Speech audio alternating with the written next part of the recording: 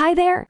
Welcome to our Best Kayak Guide channel. In this video, we are looking at the topic, Best Places to Kayak in Wisconsin. We highly recommend you to read the full in-depth blog post go to the link below. So let's dive in. Wisconsin is a great place to kayak because it offers a variety of different paddling experiences. You can kayak on quiet, pristine lakes, or paddle down rushing rivers. Wisconsin also has beautiful scenery, with rolling hills and forests that make for a great backdrop as you kayak. In the full blog post we have written on our website, we have done hours of research, and we review best places to kayak in Wisconsin. Number 1. Apostle Island's National Lakeshore. Number 2. The Lower Wisconsin Riverway. Number 3. The Menominee River. Number 4. The Pike River. Number 5. The Kewaunee River. Number 6. St. Croix River. Number 7. The Wolf River. Number 8. Mirror Lake State Park. Number 9. Peninsula State Park. And some related matters. As I mentioned before, we go into much more detail in our blog post about the above topic. Inside that article,